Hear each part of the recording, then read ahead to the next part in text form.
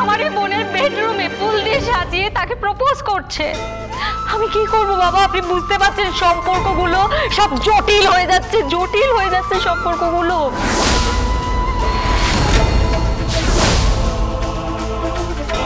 আপনি এক কাজ করুন, আপনি রায় দিয়ে দিন, রায় আমাকে নির্বাসিত করে দিন, এই বাড়ি থেকে আমাকে তাড়িয়ে দিন।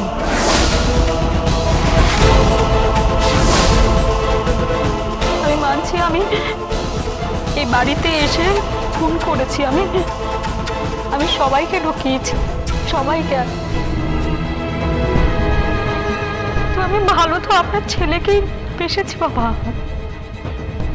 ভালো আমি আপনার বড় ছেলেকেই বেসেছি।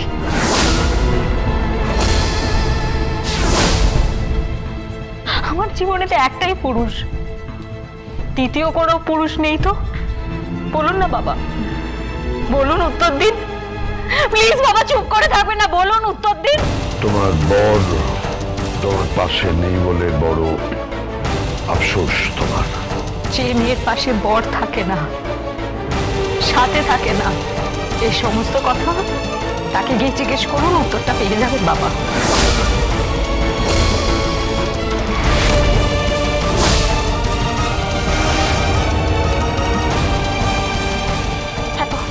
এত ফুল কিসের?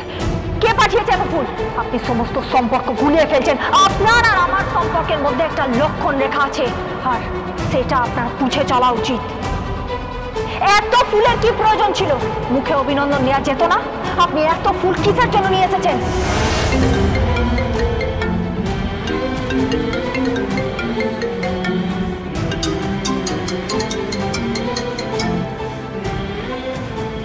হ্যালো, তুমি কোথায়? দাদা, তুই কাকে ফোন করছিস? আমার বড় ছেলেকে। সাত্বিক? হ্যাঁ, সাত্বিক, বাড়ি ফিরে এসো। ড্যাডি, এই মুহূর্তে আমার পক্ষে বাড়ি ফেরা সম্ভব নয়। আমার কথা শোনো ড্যাডি, আমি গীতার বাড়িতে। সাত্বিক, বাড়ি ফিরে এসো। তোমার স্ত্রী তোমার জন্য অপেক্ষা করছে। এই সম্পর্কটা সত্যি, এটা আমার নির্দেশ বা রায়, যা বলতে পারো। আশা করি তুমি আমার কথার অবাধ্য হবে না। ফিরে এসো।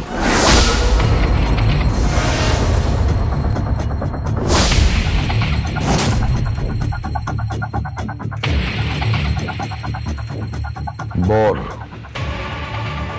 তোমাকে ফিরিয়ে দিলাম, ঘরও তোমাকে ফিরিয়ে দেব।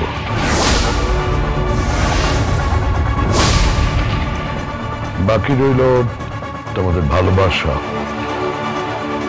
তোমাদের দাম্পত্য জীবন। সে ব্যাপারে আমি কিছু বলতে পারবো না।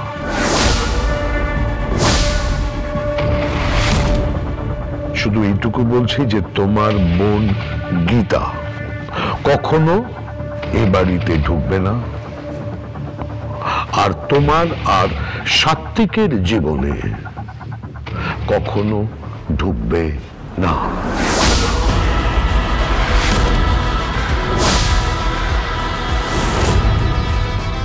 এই কথা আমি তোমাকে দিয়ে গেলাম।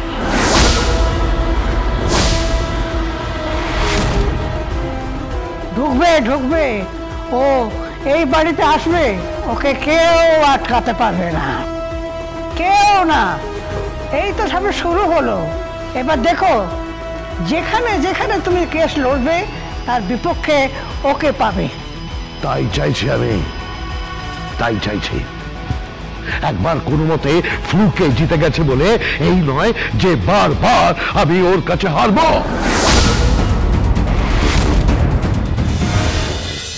আমি জিতবো। আজকে ভরা কোর্টে ও যেভাবে আমাকে বেইজ্জত করেছে তার শোধও তুলবো। একটা কথা আমি আবারও বলছি, সবাই কান খুলে শুনে রাখো, গীতা এ বাড়িতে ঢুকবে না।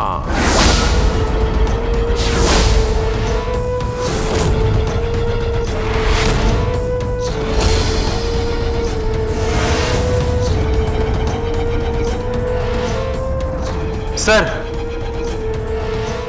কি এই রসগোল্লার হাড়িটা পাঠিয়েছে। কে পাঠিয়েছে? মিষ্টি আবার কে পাঠালো?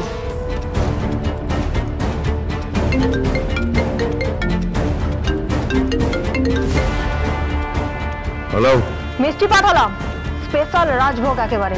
খাবেন? হ্যাঁ, আপনাকে একটু মিষ্টি মুখ করালাম, ওই কেসটা জিতেছি বলে একটুখানি মিষ্টি মুখ করে নেবেন। Shut up! Just shut up!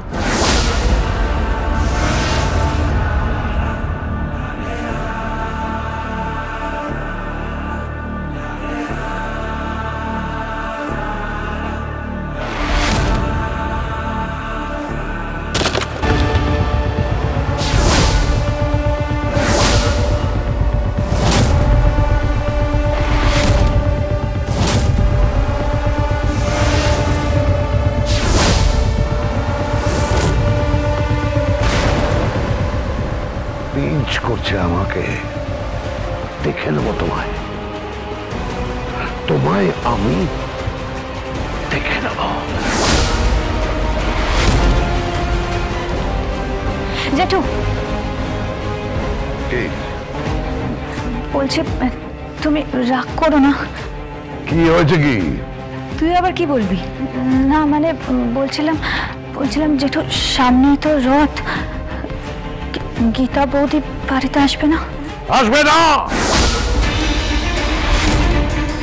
Gita বাড়িতে ঢুকবে না।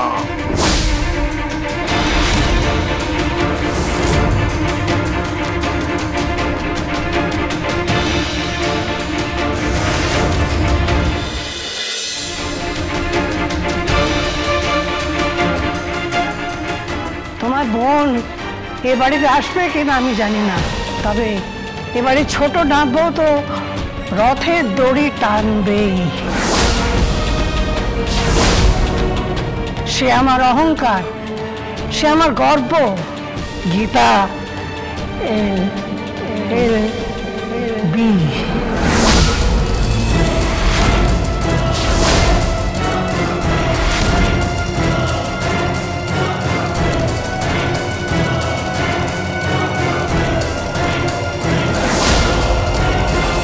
ড্যাডি, ড্যাডি কি হয়েছে? কি জিতে গেছে ড্যাডি। দেবরূপা হত্যা মামলায় গীতা জিতে গেছে, জেল হয়ে গেছে। ক্ষিতীশ রায়, দোয়েল দত্ত 60 বছরের সাজা হয়ে গেছে। কি বলছিস? কি? হ্যাঁ, নিউজটা খুলে দেখো, চ্যানেলে গীতার পুজো হচ্ছে। অসহায় মানুষের পাশে দাঁড়িয়ে তাদেরকে নাকি জাস্টিস দিয়েছে। গীতা তো এখন হিরো, শহরের হিরো হয়ে গেছে একেবারে। অগ্নিজিৎ মুখার্জি হেরে গেছে ড্যাডি। আমি বলছি কি ড্যাডি, কি ওই অগ্নিজিৎ মুখার্জি লোকটাকে সরাও তুমি। ও কিন্তু আমার কেসটা ঘেটে দেবে বলছি আমি। বোকা বোকা কথা বলো না, ওর মতন ভালো লয়ার কলকাতায় খুঁজে পাওয়া যাবে না। আরে চুপ করো তুমি, কিসের ভালো লয়ার? হ্যাঁ, গীতা তো ওকে তুড়ি মেরে হারালো, বুঝতে পারছো? উচ্চ আদালতে আমি বেল পেয়েছি, হ্যাঁ, বেকসুর খালাস কিন্তু পাইনি। কেন বুঝতে পারছো না? বেকসুর খালাস পাবে না বাবু সোনা। কে?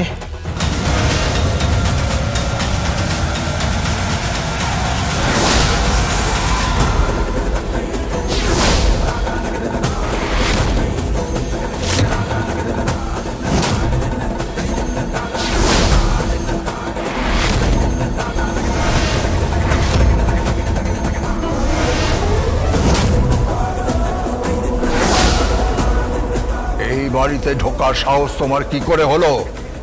এই যে কালো পোশাকটা আছে না, তাই ঢুকে এলাম। কে আটকাবে আমাকে? আপনি না আপনার ওই পোশাক গুন্ডাগুলো, আর নাকি আপনার ওই অকাল কুষ্মাণ্ড বাবুসোনা নামক সন্তানটি? মুখ সামনে কথা বল। এই নামিয়ে কথা বল, কানের গোড়ায় এমন মারবো না একদম সিটি বাজিয়ে দেবো। সিটি একদম নিখর চায়। তুমি কেন এসেছো এখানে? এখানে কেন এসেছো তুমি? একটু মিষ্টি মুখ করাতে।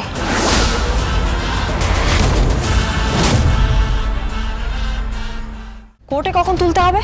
1টা থেকে 2টার মধ্যে। আর আমার মনে হচ্ছে এক্ষুনি আপনার কাছে একটা ফোন আসবে। কেন? আপনাকে অন্য ডিউটি দেওয়া হবে, যাতে আপনি ওদের সাথে কোর্টে না যেতে পারেন। Yes sir. স্যার আজকে আমার একটা মানে ইয়েস স্যার, ইয়েস স্যার।